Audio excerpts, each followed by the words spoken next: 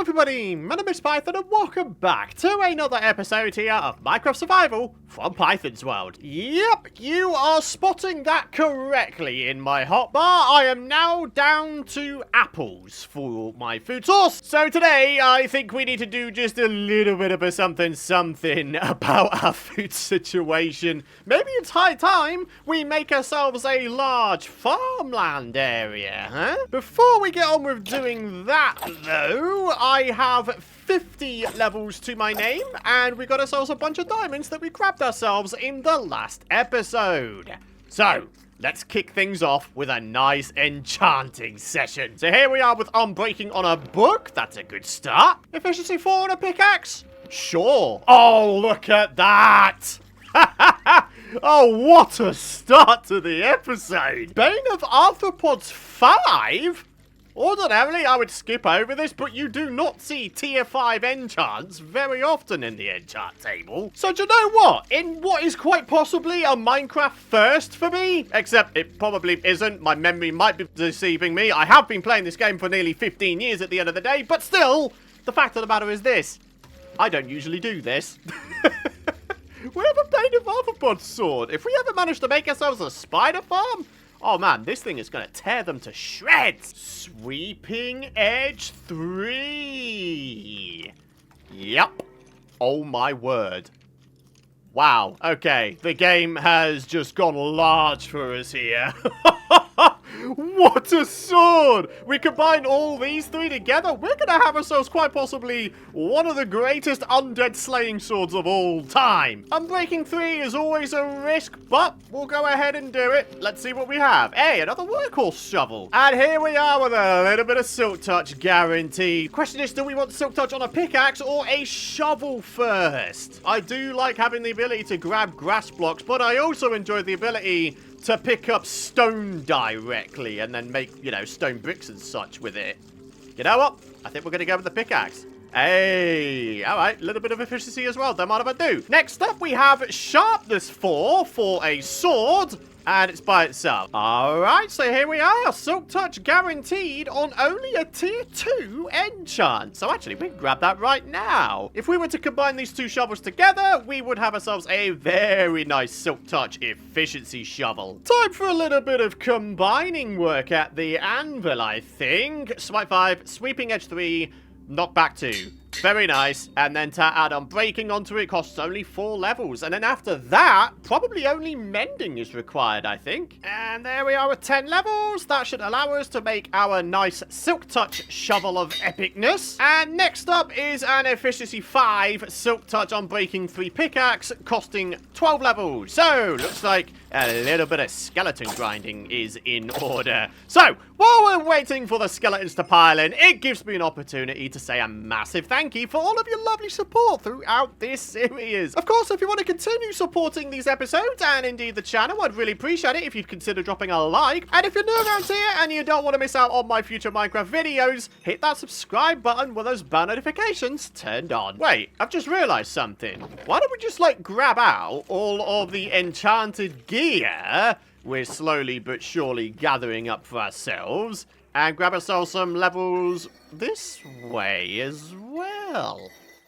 There we are, 13 levels. Cool. We only needed 12 for the pickaxe, so there we are. Oh, I just realized I never enchanted my bow. Yeah, I should probably get on top of that, huh? A little bit of infinity on this bad boy, and we will just about be ready to take down the dragon. And there it is, infinity guaranteed on a bow. We just need to garner ourselves another 22 levels. I'm gonna tell you, my friends, this double skeleton XP grinder farm of epicness might just be my favorite build so far in this series. It is hyper efficient. It really hasn't taken me very long to get back up to 30. So, here we are. Infinite. Oh, no way. Bro, that is actually epic. We just need a little bit of power 4 to get that up to power 5. Maybe a little bit of Unbreaking. Maybe a little bit of punch too. And then we'll have a super godly bow. Wow! That is not a bad start, though, is it? Alright, Skelly Farm, nice as you have been, we need to start sorting out our food situation. So, it's time to channel our inner Farmer Python. But before we do that, there's just a little bit of a something I want to grab for myself. Can you guess what it is? I mean, we have Silk Touch now. We can have ourselves a permanent additional inventory's worth of storage. So, that means popping into the nether to another fortress real quick. On a scale of 1 to absolutely ridiculous, just how bad of an idea is it for me to try and one-shot these dudes without critting them? Oh, balls! No, okay. I thought that Smite 5 might be enough to one-shot them without a crit. Right. Oh, imagine if this was a hardcore world. I would be scared out of my mind right now. Boom! Dead! Oh my goodness me. Dude, what is happening? There's so many dudes! Dead! Okay, okay. We have a little bit of sweeping edge. I might be able to make a weird inadvertent gold farm out of this. Ugh, this is quite scary, I assure you. But my sword is absolutely wrecking shop! Oh, fantastic. Look at that. We're back up to 30 as well. Thank goodness past me made a torch trail leading up to the nether fortress. I would have absolutely not been able to remember where this thing is otherwise. Oh, hang on. Are we chill now? Are we okay? I think the pigman may have forgotten / forgiven me. Oh, thank goodness for that. All right, very good. Right, apparently now we're just going to get slapped around by magma cubes. Is that how it is it? Ah, get out of here. Ah, another workout for my new smite sword, is it? Okay. Oh, okay, they're killing each other, apparently. Sure, keep on with that. Come on, blaze rod, please. Thank you. I mean, that's literally all I need. I need to get one of those Eye of Ender things. Right, now we can go home. Although, with that said, maybe we should grind out some more blaze rods while we're here. Just because, why not? I mean, it saves us having to do it in the future, right? When we might want to go for the dragon. Oh, no. Oh, no, no, no. No, no, no, no, no, no, no, no, no, no, no, no, no, no, no, no, no, no. We're in a decent amount of trouble here. These apples are not healing me up very well. Do you know what? I think we should cut our losses. We'll come back here and we'll do the whole blaze rod gathering thing at a later date. I don't want to die here. Oh, wait, wait, wait, wait. Wait! These guys aren't chill. What? Why? How are some of them chill and some of them aren't? I'd rather they all be hostile rather than some of them be hostile. Alrighty, let's make haste towards our base. Wait, is this guy okay? I think he's alright. Alright, buddy. Dead. And we're back at our portal. Thank goodness for that. We came out the other side. We got a little bit close to... Ah! Ah! I don't know where I am. Okay, yeah, that's cool. Appreciate that. Appreciate that a lot there, bud. Right, dead. Ooh. This game really wants me dead today, doesn't it? Alright, just a couple of quick odd jobs to do, and then we can get on with our farmland project. Number 1, a replacement shield. And number 2, some obsidian for our ender chest. And here we are, ladies and gentlemen, finally, an ender chest. Ha ha ha! Ah, absolutely fantastic. So now we can put all of our bundles in this ender chest and we will essentially have quite a heck of a lot more portable storage up until we grab ourselves shulker boxes and then we can put the bundles in the boxes and then the boxes in the ender chest. Can you imagine the amount of items we'll be able to carry then? Oh, it'll be beautiful. All right, folks, the time has finally come. Time to channel our inner Farmer Python. This nice area here is going to be where we set up the farmland. And basically how it's going to go is we're going to have ourselves like a kind of stable centerpiece. And then surrounding the centerpiece are going to be 4 quadrants. 1 for each of the crop types. We've got beetroot, we've got wheat, we've got carrots, and we've got potatoes. Now, I've brought myself out a whole bunch of hay bales because I thought we could have a bit of a stab trying to make ourselves sort of a thatched roof for this stable build I'm about to create. We're also going to use ourselves some spruce logs and also some other bits and bobs. I would like to try to work with maybe a little bit of coarse dirt. Before we get started with the build, I think it'll be a good idea for us to figure out the pathway going from here, our little fishing hut, over to what is going to eventually become one of the main entrances into our settlement here. I mean, this just seems like a natural entry point, doesn't it? So, say for example, we have ourselves, I don't know, maybe a tower on the left, a tower on the right, and in between the two towers is like a big grand entrance into our settlement. What we need to do is we need to figure out where the center of this gap is, and then we can start chucking down a bit of a pathway. I think the first thing I want to do, though, is maybe just chop this out just a wee little bit so we've got a little bit more space to work with. All right, here we are, my friends, with something that looks suspiciously like a face without a mouth. We have one tower to the left, one tower to the right, and of course we've got ourselves the actual entryway itself. So all we need to do now is connect this pathway up with the pathway at the fishing hut, and then we should be able to plot out just how big this farmland area is going to be. And just like that, here we are. Dug out a nice organically shaped pathway. Just gonna add in a couple of slabs here and there for where the elevation changes. And there we are. We have ourselves a lovely pathway. Fantastic. All right, so now we can start figuring out just how big this farmland area is going to be. The first thing we're going to do is we are going to place down a ton of cobblestone, upon which there's going to be a bunch of leaves forming a big perimeter bush surrounding the farmland to try and secure it more than anything. Now what we're going to do is we're going to start sprinkling in just a little bit of mossy cobblestone, see if we can't break up the textures here just a tiny bit. And with that done, we now need to find where the center is. This build is going to be 9 blocks wide by 5 blocks depth. Well, that's the footprint. The roof goes a little bit bigger than that. But, well, we'll figure that out in just a little bit. I think I'm just gonna, like, place down torches either side until we meet up in the middle. Alrighty, folks, so I'm just in the process of doing a tiny bit of landscaping here, only I discovered the center of this farmland area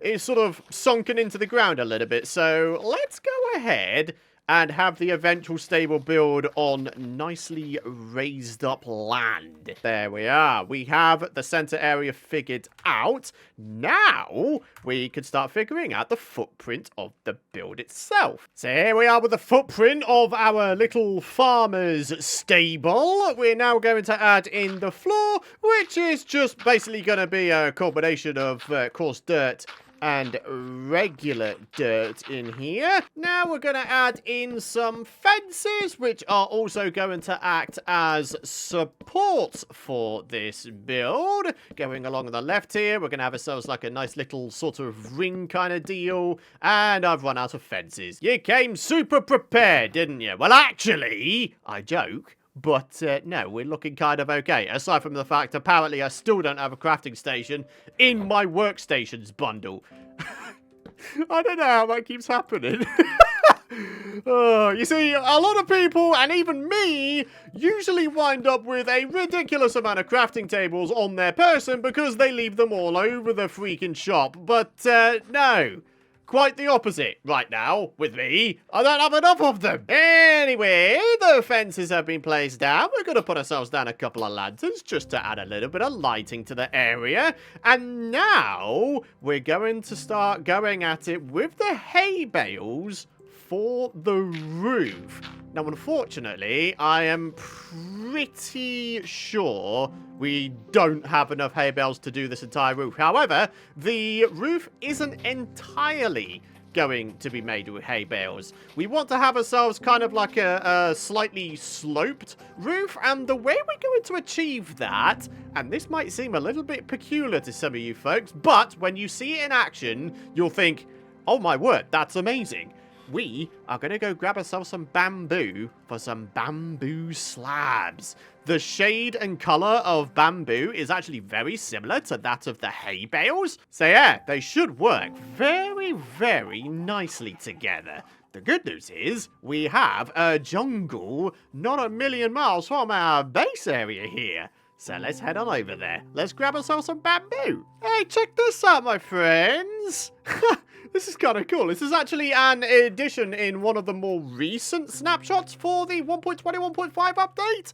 We now have fallen trees generating in Java Edition, finally. This was a Bedrock exclusive feature for the longest time. But now it's in Java, which is kind of awesome. I mean, it's a fairly insignificant feature in the grand scheme of things, but it's just one of those little things that adds a bit of ambience to your game. Oh, snappers. All right, lots and lots of bamboo coming up. The more we get, the more amount of bamboo blocks we'll be able to make. I think it goes without saying, we will absolutely make ourselves an automatic bamboo farm at some point. I mean, you make automatic bamboo farms in much the same way you make automatic sugarcane farms. You just got to get yourself a bunch of observers, pretty much, and pistons, and then away you go. So here we are with a bunch of blocks of bamboo. Gotta make them into bamboo planks, and there we are. Bamboo slabs. So yeah, you see what I mean about the bamboo slabs having a very similar shade of color to the hay bales?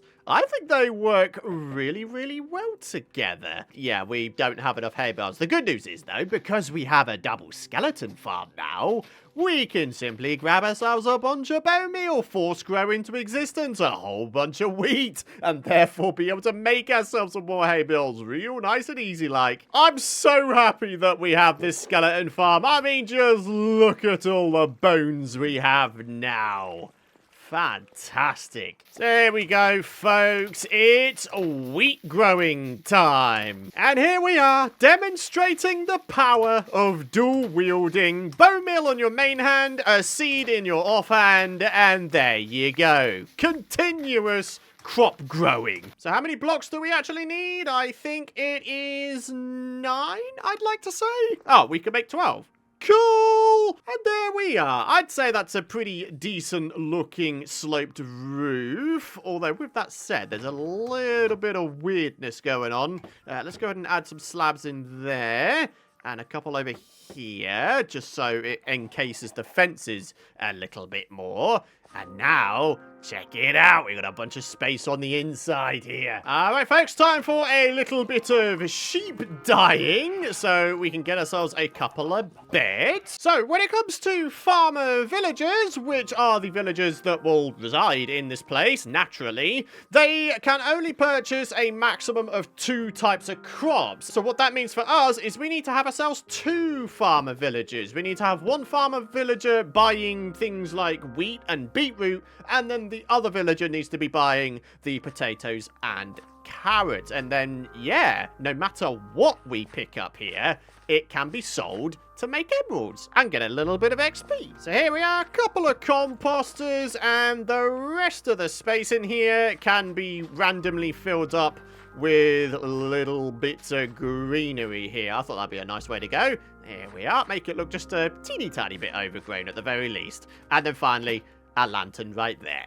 So, this should be nicely secured off. The fences are placed in such a way that no one should ever be able to get out of here. And yes, you might consider that a little bit sort of prison-like for the villagers, but, you know, at least they've got space and somewhere to work and somewhere to sleep and light and protection from the outdoor world, you know? It's not that bad. So, with the farmer's stable done, I think the next thing we're going to do is we're going to work on our hedges here. You can see we've already gone ahead and added in the separators, separating all of the different crop types. I think one thing I'd like to try and do is add a bit of a pathway sort of circling this area, just for a little bit of, I don't know, realism, I guess. So here we go, folks. I mean, we've gone super simple with this hedge. I mean, literally oak and birch leaves just sort of randomly placed, and that's about done it.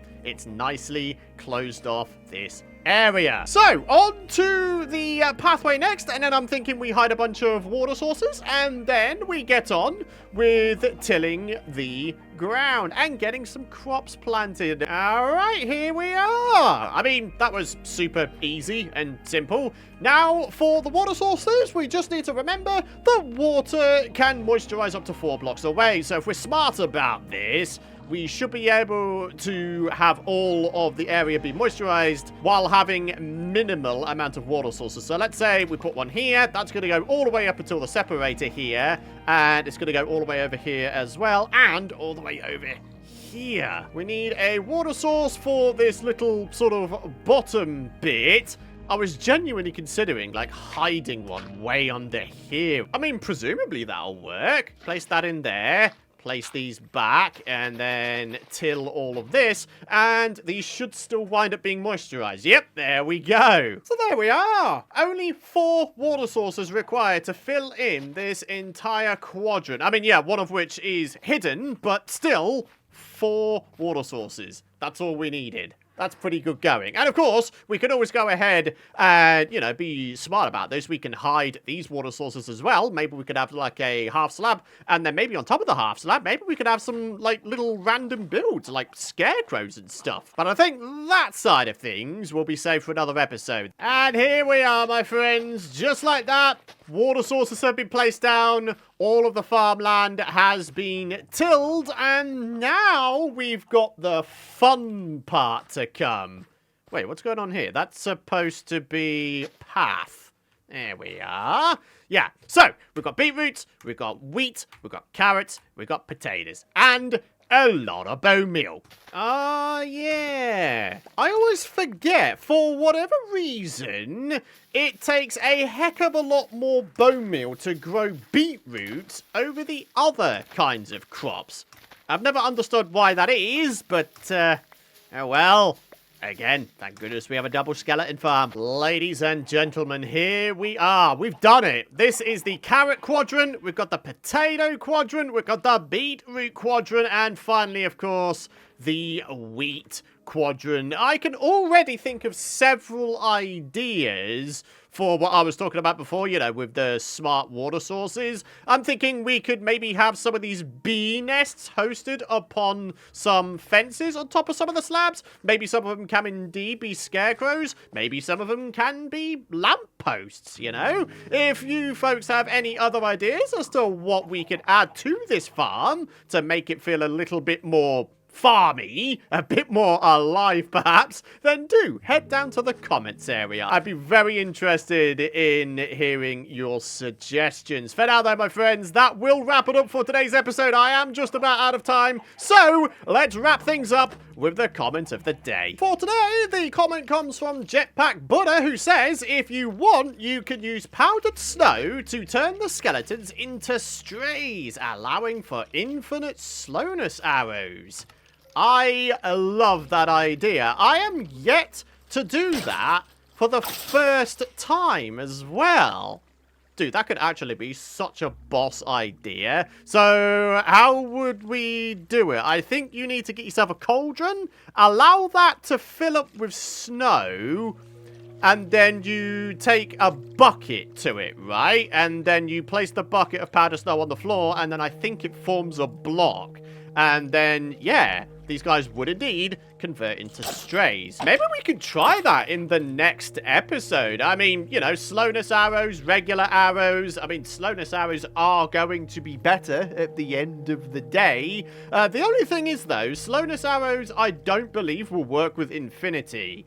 Correct me if I'm wrong. Like, seriously, please do correct me if I'm wrong. I want to be wrong in this case. Failing that, I mean, eventually, we could get ourselves just a mending bow instead. I mean, we're going to wind up with a crazy amount of arrows at the end of the day. So, either way, it should be okay. But yeah, really appreciate the comment / suggestion there, buddy. Thank you very much. And also a huge thank you to all of you folks for watching today's episode. If you have enjoyed today's video, I'd really appreciate it if you would drop a like if you haven't already. And if you new to the channel, be sure to hit that subscribe button while those bell notifications turned on, and you'll be the first to know when the new episodes roll out.